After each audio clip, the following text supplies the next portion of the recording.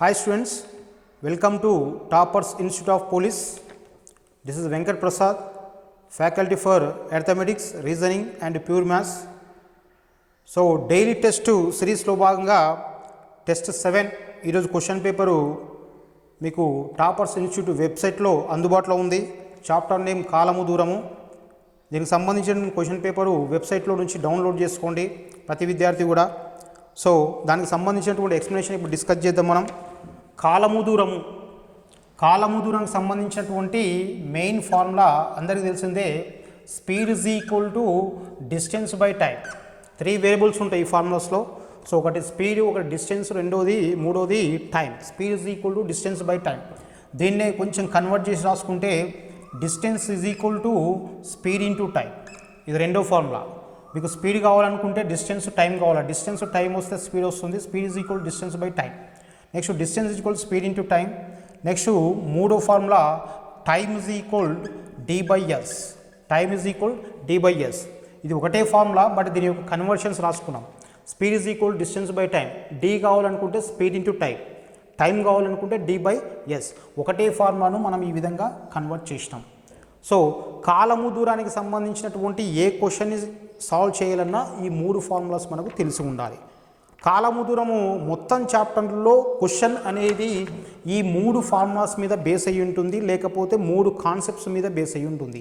For example ఆ concept ఏంటంటే, ఫార్ములాలు ఓకే అందరికీ తెలిసిందేది, speed is equal distance by time, distance equal speed into time, time is equal D by S. ఇప్పుడు concept ఏంటంటే, speed is equal to distance by time తీసుకుంటే time constant ఉందనుకోండి, వేగము దూరము, స్పీడు మరియు డిస్టెన్స్ రెండు కూడా అనులోమానుపాతంలో ఉంటాయి. Speed is proportional to distance.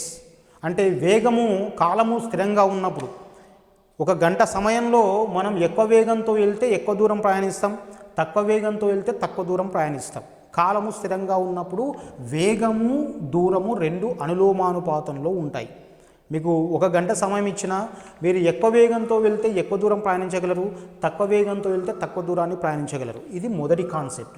ఎప్పుడు ఈ కండిషన్ మనం యూజ్ చేయాలి అంటే కాలము అనేది స్థిరంగా ఉన్నప్పుడు. రెండో కాన్సెప్ట్ ఏంటంటే, స్పీడు మరియు కాలము విలోమానుపాతంలో ఉంటాయి. Speed is proportional, universally proportional to time. ఇది ఎప్పుడు అంటే డిస్టెన్స్ సమానంగా ఉన్నప్పుడు, దూరము అనేది స్థిరంగా ఉన్నప్పుడు. మీకు కొంత దూరం ఇచ్చినా ఆ కొంత దూరాన్ని మీరు ప్రయాణించాలి అంటే ఎక్కువ వేగంతో వెళ్తే తక్కువ కాలం పడుతుంది, తక్కువ వేగంతో వెళ్తే ఎక్కువ కాలం పడుతుంది. ఇది రెండవ కాన్సెప్ట్. ఎప్పుడు ఈ వేగము మరియు కాలము విలోమానుపాతంలో ఉంటాయి అంటే దూరం స్థిరంగా ఉన్నప్పుడు. మూడో కాన్సెప్ట్ ఏంటంటే డి ప్రపోర్షనల్ టీ. ఒక స్థిర వేగంతో ప్రయాణిస్తున్నారు, వేగంలో మార్పు లేదు. ఈ కండిషన్ ఎప్పుడు అంటే వేగం స్థిరంగా ఉన్నప్పుడు. ఒక స్థిర వేగంతో ప్రయాణిస్తున్నప్పుడు ఎక్కువ దూరాన్ని ప్రయాణించాలి అంటే ఎక్కువ కాలం పడుతుంది, తక్కువ దూరాన్ని ప్రయాణించాలంటే తక్కువ కాలం పడుతుంది. ఇది మూడో కాన్సెప్ట్. సో మొత్తం కాలం దూరం సంబంధించినటువంటి క్వశ్చన్ సాల్వ్ చేయాలంటే ఈ 3 ఫార్ములాస్ మనకు అవసరం పడుతుంది. ఈ 3 ఫార్ములాస్లో పెద్ద విషయం ఏం లేదు, ఒకటే ఫార్ములాను కన్వర్ట్ చేసి మనం రాసుకున్నాం. ఈ ఫార్ములాస్ కాకుండా వచ్చేటువంటి ప్రతి క్వశ్చన్ కూడా కాన్సెప్ట్ బేస్తో ఉంటుంది. ఆ కాన్సెప్ట్ ఏంటంటే ఈ 3 విషయాలు. ఇచ్చినటువంటి క్వశ్చన్ పేపర్లో మొదటి క్వశ్చన్, ఒక వ్యక్తి కొంత వేగంతో 45 నిమిషాలలో 60 కిలోమీటర్ల దూరం ప్రయాణిస్తే దానికి సగం వేగంతో 48 నిమిషాలలో ఎంత తక్కువ దూరం ప్రయాణిస్తాడు? చాలా సింపుల్ క్వశ్చన్. మనకు ఇక్కడ ఇచ్చినటువంటి ఫార్ములాస్ కొంచెం అలవాటు కావడానికి ఈ క్వశ్చన్ తీసుకున్నాను. ఒక వ్యక్తి కొంత వేగంతో 45 నిమిషాలలో 60 కిలోమీటర్ల దూరాన్ని ప్రయాణిస్తాడు. 45 నిమిషాలలో 60 కిలోమీటర్ల దూరాన్ని ప్రయాణిస్తే దానికి సగం వేగంతో 48 నిమిషాల్లో ఎంత తక్కువ దూరం ప్రయాణించగలడు? ఇది. సో స్పీడ్ ఈజ్ ఈక్వల్ ముందు వేగాన్ని లెక్కేయాలి. Speed is equal to distance by time. Distance ఇక్కడ ఎంత అంటే 60 కిలోమీటర్లు, కాలం ఎంత అంటే 45 నిమిషాలు. డిస్టెన్స్ 60 కిలోమీటర్లు, కాలము 45 నిమిషాలు. ఇక్కడ ఇంకొక విషయం గుర్తుపెట్టుకోవాల్సిన విషయం ఏంటంటే స్పీడు, డిస్టెన్స్, టైం ఇవన్నీ కూడా ఒకే ప్రమాణంలో ఉండాలి. డిస్టెన్స్ కిలోమీటర్లో ఉంటే కాలము గంటల్లో ఉండాలి, అప్పుడు వేగము కిలోమీటర్ పర్ అవర్లో ఉంటుంది. ఒకే ప్రమాణంలో ఉంటాయి, kilometre per hour, kilometres hours. అదేవిధంగా డిస్టెన్స్ మీటర్లో ఉంటే కాలము సెకండ్స్లో ఉండాలి, వేగము మీటర్ ఫర్ సెకండ్స్లో ఉండాలి. క్వశ్చన్ చేసినప్పుడు ఖచ్చితంగా ఈ ప్రమాణాలు మనకు ఇంపార్టెంట్. ఒకే ప్రమాణాల్లో ఉండాలి. ఉంటే పెద్ద ప్రమాణాల్లో ఉండాలి, లేకపోతే చిన్న ప్రమాణాల్లో ఉండాలి. ఇక్కడ మనకు క్వశ్చన్ ఏంటంటే డిస్టెన్స్ 60 కిలోమీటర్స్ బట్ కాలము 45 నిమిషాలు. డిస్టెన్స్ 60 కిలోమీటర్లు ఉంది కాబట్టి కాలం దేంట్లో గంటల్లో ఉండాలి. బట్ మనకిచ్చింది 45 నిమిషాలు కాబట్టి ఈ 45 నిమిషాల్ని మనం గంటల్లోకి మార్చుకోవాలి. నిమిషాలని గంటల్లోకి మార్చాలంటే బై 60 చేయాలి. ఫర్ ఎగ్జాంపుల్ 30 నిమిషాలు అంటే by 60 is equal to half an hour. 45 నిమిషాలు అంటే బై 60 గంటల్లోకి మార్చాలంటే సో 15 ముళ్ళ 15 నల్ల 3/4 వంతు గంట. ఈ విధంగా నిమిషాలని గంటల్లోకి మార్చాలంటే బై 60 చేయాలి, గంటల్ని నిమిషాల్లోకి మార్చాలంటే ఇంటూ 60 చేయాలి. ఇక్కడ దూరము 60 కిలోమీటర్లు, కాలము 45 నిమిషాలు. యాక్చువల్గా బై 60 ఇక్కడ రాయాలి. ఎందుకు రాయాలి బై 60 అంటే ఈ నిమిషాలని గంటల్లోకి మార్చుతాం. ఈ బై 60ని మనం కింద రాయకుండా కంప్లీట్గా 60/40/60ని సింపుల్గా ఇక్కడ 60 అని చెప్పి రాసుకోవచ్చు. సో ఇంటూ 60 దీన్ని సింప్లిఫై చేస్తే 15 నాళ్ళ 15 మూళ్ళ 3 ఎక్కం 3 20ల. So 20 × 4 80 km/h. ఇది వ్యక్తి యొక్క వేగం. ఇది అతను కొంత వేగంతో అన్నాడు, ఆ కొంత వేగం ఎంతనో తెలియదు. కొంత వేగంతో 45 నిమిషాలలో 60 కిలోమీటర్ల దూరాన్ని ప్రయాణించాడు. అతని యొక్క వేగం గంటకెంత 80 km/h. ఇప్పుడు క్వశ్చన్ ఏంటంటే దానికి సగం వేగంతో 48 నిమిషాలలో అతను ఎంత తక్కువ దూరాన్ని ప్రయాణిస్తాడు. సగం వేగంతో అంటే 80 కిలోమీటర్లో సగం ఎంత 40 km/h. ఈ సగం వేగంతో అతను 48 నిమిషాలలో ప్రయాణించే దూరం ఎంత? దూరం కాబట్టి distance is equal to speed into time. Speed actual speed original speed 80 km/h, but ఆయన అంటుంది మనకు 40 km/h కాబట్టి సగం కాబట్టి 40 తీసుకుంటాం. 40 × 48 నిమిషాలు.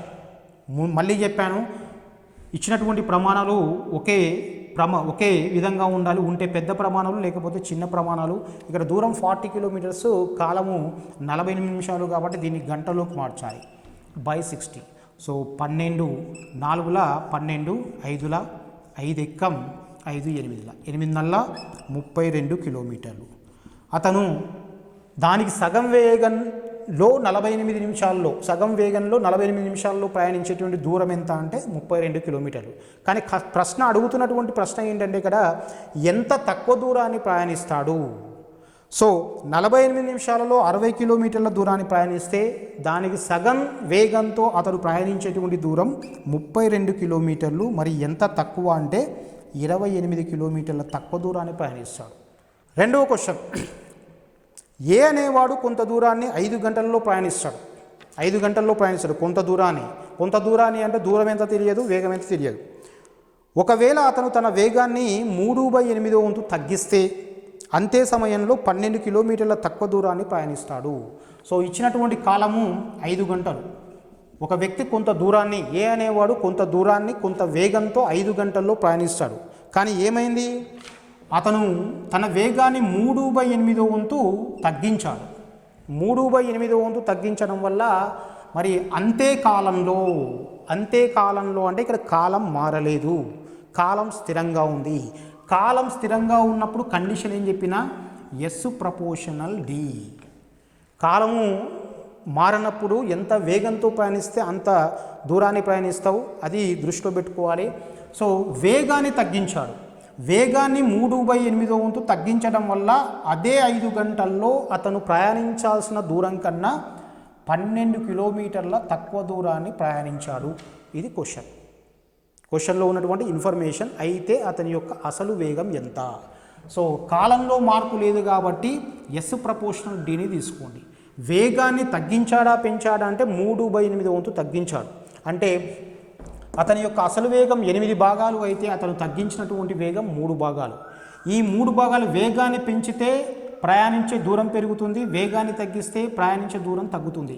ఇక్కడ వేగాన్ని 3 భాగాలు తగ్గించడం వల్ల అదే కాలంలో 12 కిలోమీటర్ల తక్కువ దూరాన్ని ప్రయాణించాడు. అదే కాలంలో అంటే కాలం స్థిరం.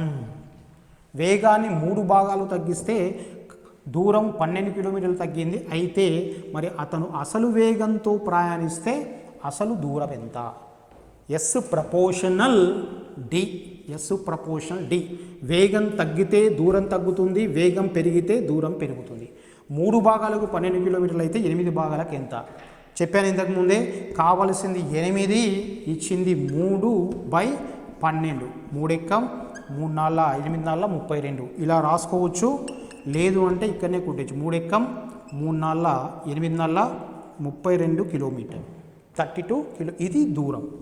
సాధారణ వేగంతో ప్రయాణిస్తే 5 గంటల్లో అతను ప్రయాణించేటువంటి దూరం 32 కిలోమీటర్లు. కానీ ఆయన అడుగుతున్నది ఏంది, అతని యొక్క సాధారణ వేగం ఎంత. Speed is equal to distance by time. ప్రయాణించిన దూరం 32 కిలోమీటర్లు, ప్రయాణించిన కాలం 5 గంటలు బై 5. 32/5. సో 5తో కొట్టేస్తే 5 6 32 మిగులుతుంది. పాయింట్ ఇక్కడ 0 5 4 6.4 km/h. ఇది కాన్సెప్ట్. దానికి సంబంధించినటువంటి రిలవెంట్ క్వశ్చన్.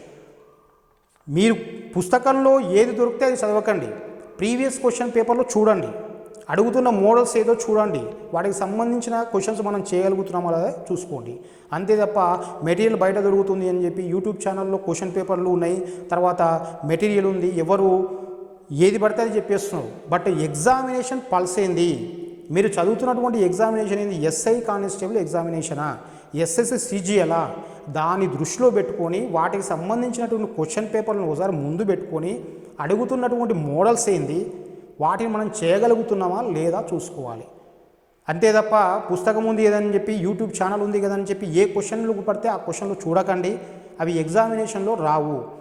2016-18 క్వశ్చన్ పేపర్లను గమనిస్తే లేదా అంతకుముందు క్వశ్చన్ పేపర్లను గమనించినా మీకు ఇచ్చినటువంటి క్వశ్చన్ పేపర్లో 50% క్వశ్చన్స్ ప్రీవియస్ మోడల్సే ఉంటున్నాయి. క్వశ్చన్ చేంజ్ అవుతుంది, మోడల్ మాత్రమే అదే ఉంది. ఒకసారి క్వశ్చన్ పేపర్లో చూస్తే మీకు అవగాహన వస్తుంది. అంతే తప్ప గుడ్డెద్దు చెల్లోబడ్డట్లు చదవకండి. పల్స్ ఏంటి, ఎగ్జామినేషన్ పల్స్ ఏంటి, ఆ ప్రీవియస్ క్వశ్చన్ పేపర్లో చూస్తే అది తెలుస్తుంది. ఫ్యాకల్టీలు చెప్తున్నారు కదా, నోట్స్ ఉంది కదా అని చెప్పి బండగా అవే నోట్స్ పట్టుకోవడం వల్ల మనకు వచ్చేటువంటి ఉపయోగం ఏం లేదు. అందుకే ప్రీవియస్ క్వశ్చన్స్ను ఒకసారి చూసుకోండి, వాటిని సింపుల్గా హడావిడి లేకుండా ప్రాక్టీస్ చేసుకోండి.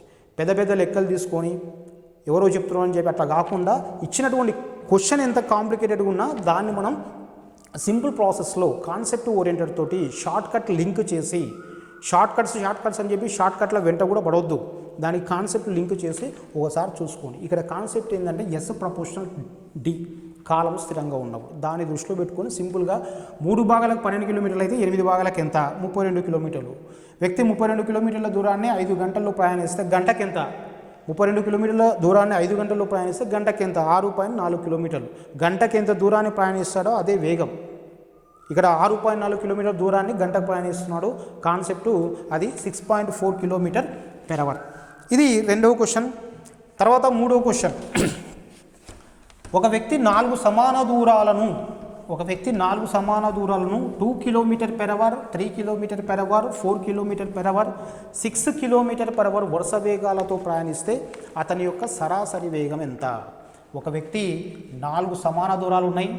ఈ 4 సమాన దూరాలను, మొదటి దూరాన్ని 2 km/h వేగంతో, రెండవ దూరాన్ని 3 km/h వేగంతో, మూడవ దూరాన్ని 4 km/h వేగంతో, నాలుగవ దూరాన్ని 6 km/h వేగంతో ప్రయాణిస్తే మొత్తం ప్రయాణంలో సరాసరి వేగం ఎంత.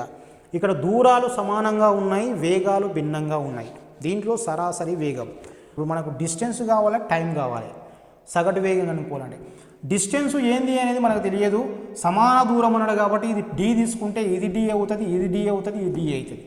లేదు ఇది ఎక్స్ తీసుకుంటే ఇది ఎక్స్.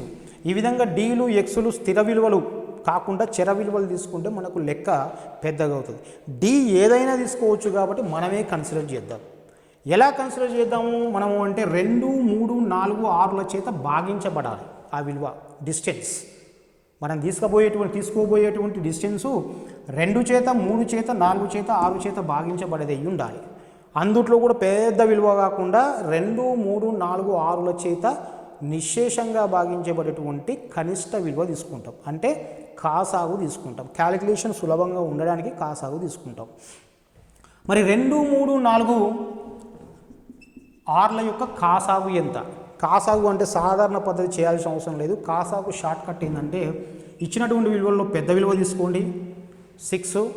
ఈ 6లో 2 ఉందా అంటే ఉంది, 2 ముళ్ళ 6 కాబట్టి 2 ఉంది, తర్వాత ఏముంది 3 కూడా ఉంది. 2 ఉంది కాబట్టి 2 పట్టించుకోము, 3 ఉంది కాబట్టి 3 పట్టించుకోము. మరి 4లో 4 లేదు, మరి ఏముంది 4లో అంటే 2 × 2 అంటే 2 ఒకటి ఉంది కాబట్టి ఇంకో 2 లేదు, ఆ లేని దాన్ని తీసుకోవాలి. సో 6 ఆల్రెడీ తీసుకున్నాం కాబట్టి అవసరం లేదు. 6 2 12. ఇది కాసాగు. కాసాగు సింపుల్గా నేర్చుకునేటువంటి పద్ధతి, చేసేటువంటి పద్ధతి ఇది. దీనికి సంబంధించి కాసాగు కనుక్కోవడంలో చాలా సాధక బాధకాలు ఉంటాయి కాబట్టి దానికి సంబంధించినటువంటి స్పెషల్గా కాసాగును కనుక్కోవడం, షార్ట్కట్లో కనుక్కోవడం ఎలా అనేది మనం ఒక వీడియోలో డిస్కస్ చేద్దాం. స్పెషల్ వీడియో ఒకటి చేయాలని చెప్పి ఐడియా ఉంది, అక్కడ మనం మాట్లాడుకుందాం. సో ఎలా చేశానంటే ఇచ్చినటువంటి విలువల్లో పెద్ద విలువ తీసుకున్నాం. ఆ పెద్ద విలువలో మొదటి విలువ 2 ఉంది కాబట్టి దాన్ని పట్టించుకోం, దాన్ని వదిలేస్తాం. 3 ఉంది కాబట్టి దాన్ని కూడా వదిలేస్తాం. 6లో 4 లేదు, 4ని డివైడ్ చేసి రాస్తారు, 2 2 4. ఆల్రెడీ 2 ఉంది కాబట్టి మిగిలింది ఏంటంటే 2. ఆ మిగిలిన దాన్ని మనం తీసుకొద్దాం. 6 2 12 కాసాగు. ఈ కాసాగు కనుక్కునేటువంటి పద్ధతి మళ్ళీ ప్రత్యేకంగా ఒక వీడియోలో మనం డిస్కస్ చేద్దాం. ఇది 12. ఈ 12నే మనం డిస్టెన్స్గా తీసుకుందాం. ఇది 12 కిలోమీటర్లు, ఇది 12 కిలోమీటర్లు, ఇది 12 కిలోమీటర్లు, ఇది 12 కిలోమీటర్లు. మనకు సగటు వేగం ఈజ్ ఈక్వల్ టు ఏం చెప్పినా total distance by total time, ప్రయాణించిన మొత్తం దూరం బై ప్రయాణ కాలం. టోటల్ డిస్టెన్స్ ఎంత అయిందంటే 12 + 12 + 12 + 12, 12 4 48 కిలోమీటర్లు. ఇది టోటల్ డిస్టెన్స్. ఇప్పుడు టోటల్ టైంను మనం కన్సిడర్ చేస్తాం. 12 కిలోమీటర్లని 2 km/h వేగంతో ప్రయాణిస్తే గంటకు 2 కిలోమీటర్ల చొప్పున 12 కిలోమీటర్ల దూరాన్ని ప్రయాణించడానికి 6 గంటలు పడుతుంది. ఇక్కడ 3 ఎక్కం 3 4 4 గంటలు, ఇక్కడ 4 ఎక్కం 4 3 గంటలు, 6 ఎక్కం 6 2 మొత్తం 6 + 4 10 + 3 13 + 2 15 గంటలు. సో టోటల్గా 48 కిలోమీటర్ల దూరాన్ని 15 గంటల్లో ప్రయాణించాడు వ్యక్తి. కాబట్టి సగటు వేగం is equal total distance by total time. ఇది సగటు వేగం. సో 3తో కొట్టేస్తే 3 16ల, 3 5ల, నెక్స్ట్ 5తో కొట్టేస్తే 5 3 15, 1 మిగులుతుంది, ఇక్కడ పాయింట్, ఇక్కడ 0, 5 2 3.2 km/h. ఇది సగటు వేగాన్ని లెక్కించే పద్ధతి.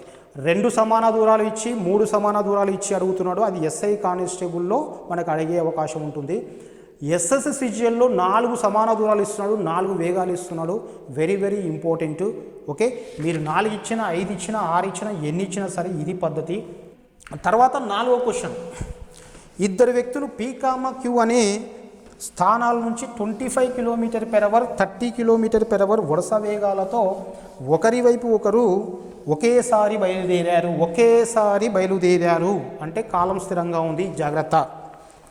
వారిద్దరూ కలుసుకున్న తర్వాత Q నుంచి బయలుదేరిన వాడు 150 కిలోమీటర్ల దూరం ప్రయాణించి Pని చేరుకున్నాడు. అయితే P, Qల మధ్య దూరం ఎంత?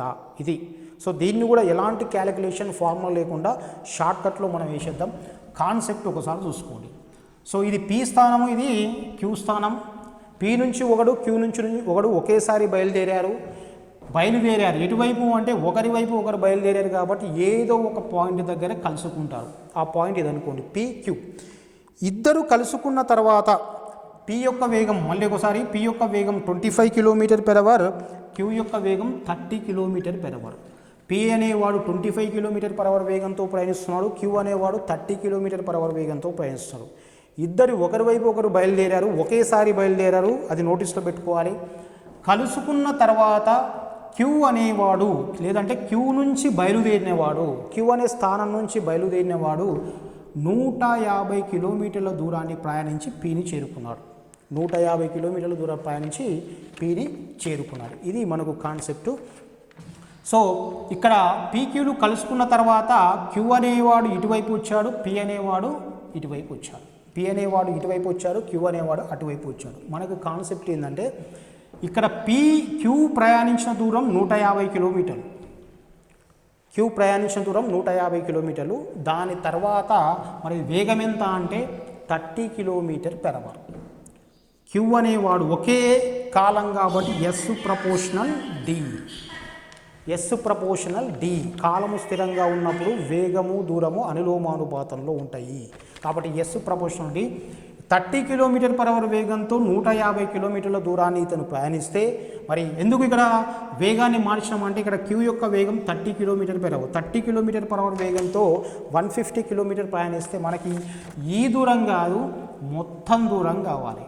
ఈ దూరము ప్లస్ ఈ దూరము కావాలి. కాబట్టి 30 km/h వేగంతో 150 కిలోమీటర్ల దూరాన్ని కవర్ చేస్తే ఇది 30 వేగం, ఇది ఏంది 25 వేగం.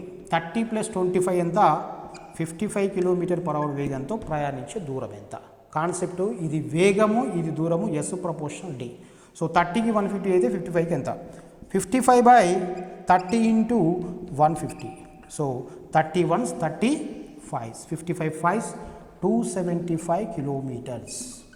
275 కిలోమీటర్స్. ఇది మన కాన్సెప్ట్. నెక్స్ట్ 5వ క్వశ్చన్. ఒక వ్యక్తి 24 కిలోమీటర్ల దూరం ప్రయాణించాలి. అతను 1 గంట 40 నిమిషాలు ప్రయాణించిన తర్వాత తను నడిచిన దూరం మిగిలిన దూరంలో 5/7 వంతు అని గమనించాడు. అయితే అతని వేగం km/hలో ఎంత? ఇది ఆర్ఎస్ఎల్ పుస్తకంలో లెక్క. 2016 ఎస్ఐ తెలంగాణ, 2018 ఎస్ఐ తెలంగాణ 2 సార్లు ప్రిలిమ్స్ ఎగ్జామినేషన్లో వెంట వచ్చింది. చాలా సింపుల్ క్వశ్చన్. ఒక వ్యక్తి 24 కిలోమీటర్ల దూరాన్ని ప్రయాణించాలి. 24 కిలోమీటర్స్ అతను ప్రయాణించాలి. అయితే ఇది స్టార్టింగ్ పాయింట్ అనుకోండి. అయితే అతను 1 గంట 40 నిమిషాలు ప్రయాణించిన తర్వాత చూసుకున్నాడు. 1 గంట 40 నిమిషాలు ప్రయాణించిన తర్వాత గమనించాడు ఎంత దూరం ప్రయాణించినయ్యా అని చెప్పి చూసుకున్నాడు. ఏంది ఆ దూరం? ప్రయాణించిన దూరం, ఆ ప్రయాణించిన దూరం మిగిలిన దూరంలో 5/7 వంతు. మిగిలిన దూరంలో 5/7 వంతు. అయితే అతని యొక్క వేగం ఎంత? అతని యొక్క వేగం, సాధారణ వేగం ఎంత? వేగం కావాలంటే డిస్టెన్స్ బై టైం. డిస్టెన్స్ కావాలి, టైం కావాలి. మొత్తం 24 కిలోమీటర్ల దూరంలో ఎంత దూరం ప్రయాణించాలి లెక్కేసుకోవాలి. ఎంత కాలము? కాలం ఆయన ఇచ్చాడు 1 గంట 40 నిమిషాలు. 1 గంట 40 నిమిషాలు అంటే 100 నిమిషాలు. 1 గంట 40 నిమిషాలు అంటే 100 నిమిషాలు. గంటకు 60 నిమిషాలు ప్లస్ 40 మొత్తం 100 నిమిషాలు. ఈ 100 నిమిషాల్లో అతను ప్రయాణించిన దూరాన్ని లెక్కేయాలి. సో మనకు మొత్తం 24 కిలోమీటర్ల దూరంలో 5/7 వంతు ప్రయాణించాడు ఆయన. 5/7 వంతు ఏంది? అతను ప్రయాణించిన దూరం మిగిలిన దూరంలో, దేనిలో? మిగిలిన దూరంలో 5/7 వంతు. కాబట్టి ఇక్కడ నుంచి బయలుదేరి ఇక్కడ దాకా ప్రయాణించాడు అనుకుందాం. మరి ప్రయాణించిన దూరం ఎంత? 5 భాగాలు. మిగిలిన దూరం ఎంత? 7 భాగాలు. ఇది మిగిలిన దూరం 7 భాగాలు తీసుకోవాలి. ఎందుకంటే అతడు ప్రయాణించిన దూరాన్ని భిన్నంలో పోలుస్తున్నాడు. భిన్నంలో దేనిలో పోలుస్తున్నాడు? మొత్తం దూరంలో కాదు, మిగిలిన దూరంలో. కాబట్టి దేనిలో అంటే అది ఏం చేయాలి? హారం తీసుకోవాలి.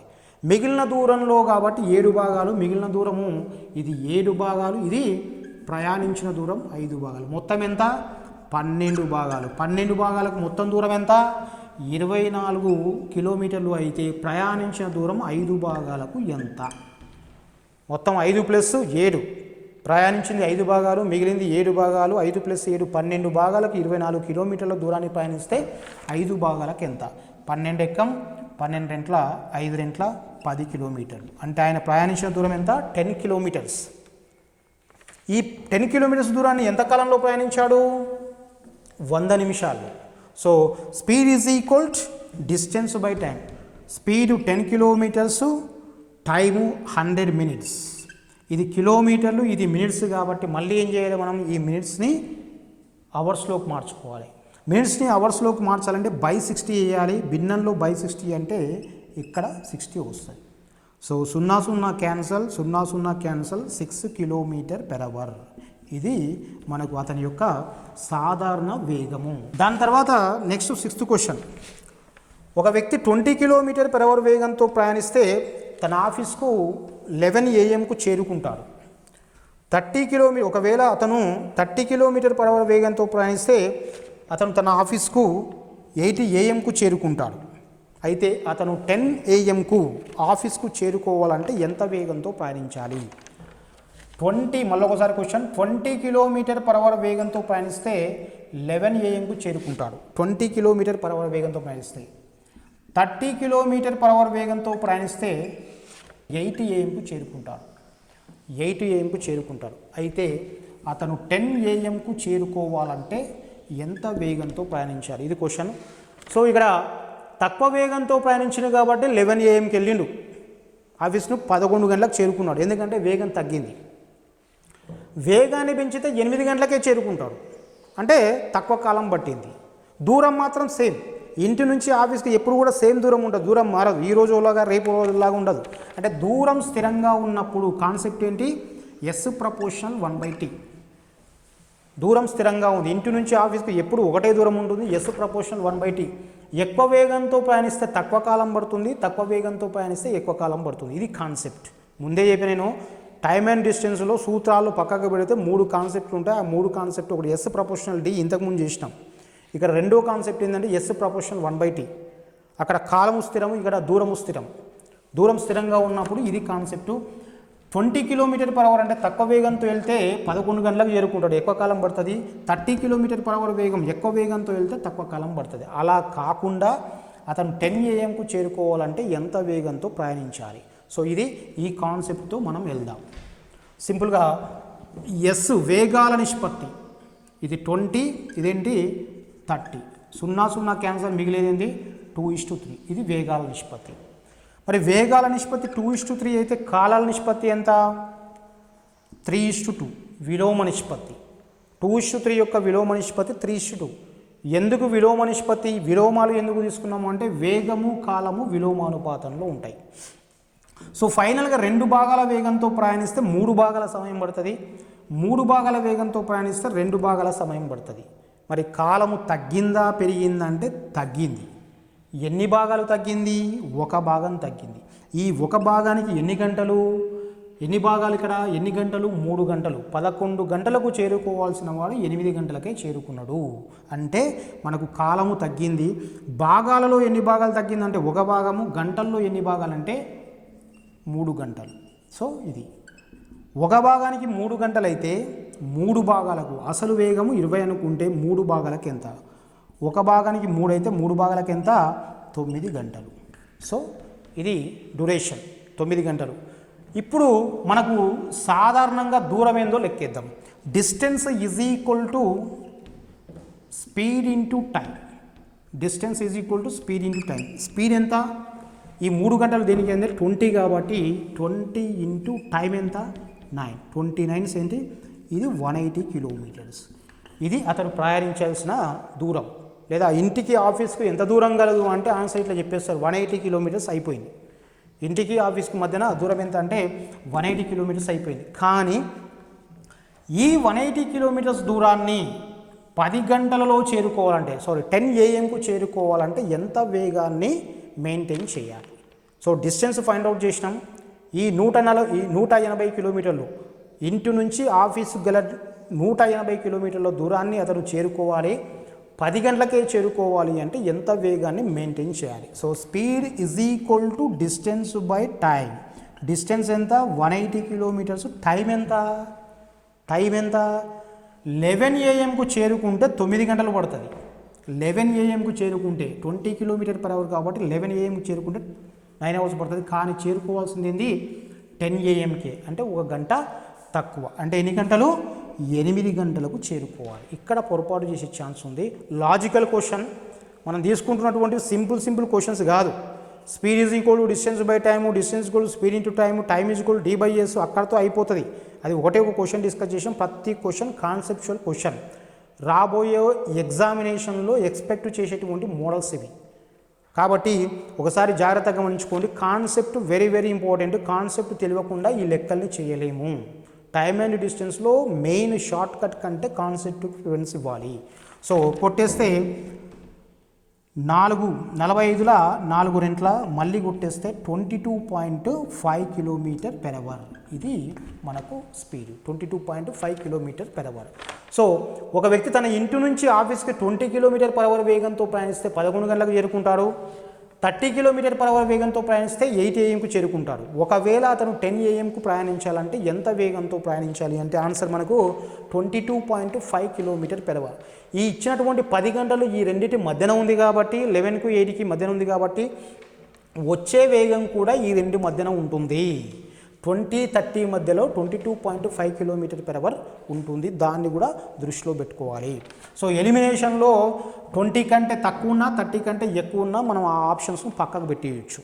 దానికోసం ఈ కాన్సెప్ట్ నేను చెప్తున్నా. 7th క్వశ్చన్, 30 కిలోమీటర్ దూరాన్ని ప్రయాణించడానికి అభయ్ సమీర్ ఇద్దరు వ్యక్తులు ఉన్నారు. 30 కిలోమీటర్ దూరం ప్రయాణించడానికి అభయ్ సమీర్ కన్నా 2 గంటల ఎక్కువ సమయం పడుతుంది. అభయ్కు సమీర్ కన్నా 2 గంటల ఎక్కువ సమయం పడుతుంది. ఒకవేళ అభయ్ తన వేగాన్ని రెట్టింపు చేస్తే సమీర్ కన్నా 1 గంట తక్కువ సమయం తీసుకుంటాడు. అయితే అభయ్ వేగం ఎంత? ఇక్కడ అభయ్ సమీర్ ఇద్దరున్నారు. ఒక వ్యక్తి అభయ్, రెండో వ్యక్తి సమీర్. 30 కిలోమీటర్ల దూరాన్ని ప్రయాణించడానికి అభయ్కి సమీర్ కన్నా 2 గంటలు ఎక్కువ పడుతుంది. సాధారణ వేగంతో ప్రయాణిస్తే అభయ్ అనేవాడు సమీర్ కన్నా 2 గంటల ఎక్కువ సమయం పడుతుంది. ఒకవేళ అభయ్ సాధారణ వేగం కన్నా తన యొక్క వేగాన్ని డబల్ చేస్తే మరి సమీర్ కన్నా 1 గంట ఏమవుతుంది?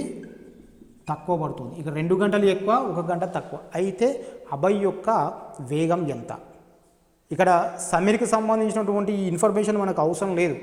సమీర్తో పోల్చవచ్చు, లేకపోతే జనరల్గా చెప్పవచ్చు. ఇదే క్వశ్చన్.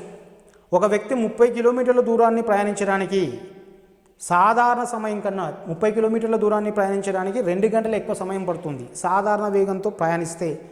ఒకవేళ అతను తన వేగాన్ని రెట్టింపు చేస్తే అదే దూరాన్ని 1 గంట తక్కువ సమయంలో ప్రయాణిస్తాడు. అయితే అతని యొక్క సాధారణ వేగం ఎంత అని ఒకే వ్యక్తికి సంబంధించి కూడా చెప్పొచ్చు. సమీర్తో పోల్చి చెప్పొచ్చు, లేదా ఏబీలతో పోల్చి చెప్పొచ్చు. మనకు సమీర్తో అవసరమే లేదు, అభయ్ యొక్క వేగం ఎంత అని చెప్పి అంటున్నాడు. సో దీన్ని 3-4 రకాలుగా చేయొచ్చు. టైమ్ అండ్ డిస్టెన్స్లో ప్రతి క్వశ్చన్ని కూడా కనీసం 4 మోడల్స్లో చేయొచ్చు. దాంట్లో సింప్లెస్ట్ మోడల్ ఏంటి, కాన్సెప్ట్ ఓరియంటెడ్ మోడల్ ఏంటి, మొత్తం సిలబస్ మొత్తాన్ని కవర్ చేసేటువంటి మోడల్ ఏంటి అనేది మనం పట్టుకోవాలి. ఇక్కడ వేగాన్ని ఏం చేసిన దూరం సేమ్, అభయ్కి ఇచ్చిన దూరము సమీర్కి ఇచ్చినటువంటి దూరము సమానం. కాబట్టి దూరం సమానంగా ఉన్నప్పుడు కాన్సెప్ట్ ఏంది? S proportional 1/t. దూరము సమానంగా ఉన్నప్పుడు మరి అభయ్ సాధారణ వేగంతో ప్రయాణిస్తే 2 గంటలు తక్కువ పడుతుంది. సాధారణ వేగంతో ప్రయాణిస్తే 2 గంటలు తక్కువ పడుతుంది. వేగాన్ని పెంచితే 1 గంట ఎక్కువ పడుతుంది. 2 గంటలు కాబట్టి 2 గంటలు ఇక్కడ ఎక్కువ పడుతుంది, ఇది 1 గంట తక్కువ పడుతుంది. సో మొత్తం డిఫరెన్స్ ఎంత? 3 గంటలు. కాబట్టి దాని ప్రకారం వెళ్దాం. సో వేగం ఇది అభయ్ వేగమే, సమీర్తో మనకు సంబంధం లేదు. అభయ్ వేగం 1 యూనిట్ ఉన్నది, మనం ఏం చేసినాం? 2 యూనిట్లు చేసినాం. వేగాల నిష్పత్తి 1:2. అభయ్ యొక్క వేగం 1 యూనిట్ ఉన్నది, 2 యూనిట్లు చేసినాం, డబల్ చేసినాం. మరి కాలాల నిష్పత్తి ఏమవుతుంది? 2:1. 1 యూనిట్ వేగంతో ప్రయాణిస్తే 2 యూనిట్ల కాలం పడుతుంది. 2 భాగాల వేగంతో ప్రయాణిస్తే 1 భాగం కాలం పడుతుంది. వేగము పెంచడం వల్ల కాలము తగ్గింది. కాబట్టి ఎంత తగ్గింది అంటే 1 భాగం తగ్గింది. ఎన్ని గంటలు తగ్గిందంటే 2 గంటలు ఎక్కువ, 1 గంట తక్కువ. మొత్తం ఎంత? 3 గంటలు. 1 భాగానికి 3 గంటలు అయితే అసలు 2 భాగాలకు ఎంత? 2 ముళ్ళ 6 గంటలు. ఇది అభయ్ యొక్క ప్రయాణ కాలం. అభయ్ ఇచ్చినటువంటి దూరాన్ని 6 గంటల్లో ప్రయాణిస్తాడు. కాబట్టి 30 కిలోమీటర్ల దూరాన్ని అభయ్ 6 గంటల్లో ప్రయాణిస్తే అతని యొక్క వేగం ఎంత? 5 km/h. ఇది కాన్సెప్ట్. సో ఇక్కడ దూరం సమానం, అభయ్కి ఇచ్చింది సమీర్కి ఇచ్చింది దూరం సమానము. వేగాలు మారడం వల్ల కాలం మారుతుంది. వేగం పెంచితే కాలం తగ్గుతుంది, వేగాన్ని రెట్టింపు చేయడం వల్ల కాలం తగ్గింది. ఓకే, 1 భాగం ఉన్న వేగము 2 భాగాలు అయింది, కాలము 2 భాగాలు అన్నది 1 భాగం తేడా 1 భాగం. 1 భాగానికి 3 గంటలు. 3 గంటలు మళ్ళీ ఇక్కడ రకరకాలుగా ఇవ్వచ్చు. 2 గంటలు ఎక్కువ, 1 గంట ఎక్కువ ఇవ్వచ్చు. 2 గంటలు ఎక్కువ, 1 గంట తక్కువ ఇవ్వచ్చు. 2 గంటలు తక్కువ, 1 గంట ఎక్కువ. ఇట్లా రకరకాలుగా ఇవ్వచ్చు. ఎక్కువ తక్కువ అంటే ప్లస్, తక్కువ ఎక్కువ అంటే ప్లస్, ఎక్కువ ఎక్కువ అంటే మైనస్, తక్కువ తక్కువ అంటే మైనస్. ఈ విధంగా 4 రకాలుగా క్వశ్చన్ ఫ్రేమ్ చేసే అవకాశం ఉంది. 1 భాగానికి 3 గంటలు అయితే 2 భాగాలకి ఎంత? 5 km/h. ఇది ఇక్కడ ఇంకో చిన్న విషయం ఏంటంటే అభయ్ యొక్క వేగం కాకుండా సమీర్ యొక్క వేగం అడిగితే ఏం చేస్తారు? అభయ్ వేగం ఎంత అంటే ఇచ్చిన దూరం 30 కిలోమీటర్స్, అభయ్కి పట్టిన సమయం 6 గంటలు వచ్చేసింది. మరి సమీర్ వేగం ఎంత అంటే సమీర్కి ఇచ్చినటువంటి దూరం కూడా 30 కిలోమీటర్లే, సమీర్కి ఇచ్చినటువంటి దూరం కూడా 30 కిలోమీటర్లే. మరి సమీర్కి పట్టే సమయం ఎంత అంటే సమీర్కి పట్టే సమయం అబ్బాయికి పట్టే సమయం కన్నా సమీర్ కన్నా 2 గంటలు ఎక్కువ పడుతుంది. అబ్బాయికి సమీర్ కన్నా 2 గంటలు ఎక్కువ పడుతుంది. అంటే అబ్బాయికి 6 గంటలు పడితే సమీర్కి ఎంత పడుతుంది? 4 గంటలే పడుతుంది. ఇది విషయం. అబ్బాయికి సమీర్ కన్నా 2 గంటలు ఎక్కువ పడుతుంది. అబ్బాయికి 6 గంటలు అయితే సమీర్కి ఎంత? 4 గంటలు. కాబట్టి సమీర్ 30 కిలోమీటర్ల దూరాన్ని 4 గంటల్లో ప్రయాణిస్తాడు. సో 2 15/2 అంటే 7.5 km/h. ఇది సమీర్ యొక్క వేగము. ఇది పుస్తకంలో లేక అన్ని పుస్తకాల్లో ఉంది, ఐఎస్ఎల్ పుస్తకంలో లేక అన్ని పుస్తకాల్లో ఉంది. బట్ మనం దీన్ని ఈక్వేషన్లో చేయొచ్చు, ఆప్షన్ వైజ్ చేయొచ్చు, కాన్సెప్ట్ ప్రకారం చేయొచ్చు. కాన్సెప్ట్ ఏంది అంటే వేగము కాలము విలోమానుపాతంలో ఉంటే దూరం సమానంగా ఉన్నప్పుడు. ఇక్కడ వేగము సమీర్కి ఇచ్చిన వేగము అభయ్కి ఇచ్చిన వేగము 2 సమానమే. కాబట్టి దాన్ని దృష్టిలో పెట్టుకొని మనం చేసినాం. ఇది మనకు 7వ క్వశ్చన్. నెక్స్ట్ 8వ క్వశ్చన్. Next 8th question. ఇది కూడా సేమ్ కాన్సెప్ట్ ఓరియంటెడ్ క్వశ్చన్. స్థిర వేగంతో ఒక కారు కొంత దూరాన్ని 8 గంటల్లో ప్రయాణిస్తుంది. దాని వేగాన్ని 4 km/h పెంచితే అదే దూరాన్ని 6 గంటల్లో ప్రయాణిస్తుంది. అయితే దూరం ఎంత? So same question, concept oriented question. స్థిర వేగంతో ఒక కారు కొంత దూరాన్ని 8 గంటల్లో ప్రయాణిస్తుంది. మరి వేగాన్ని పెంచడం వల్ల ఏమవుతుందంటే 6 గంటల్లో ప్రయాణిస్తుంది. 4 km/h వేగాన్ని పెంచడం వల్ల 6 గంటల్లోనే ప్రయాణిస్తుంది. అంటే దూరంలో మార్పు లేదు. అదే దూరము మామూలు వేగంతో వెళ్తేనేమో 8 గంటల్లో చేరుకుంటుంది కారు.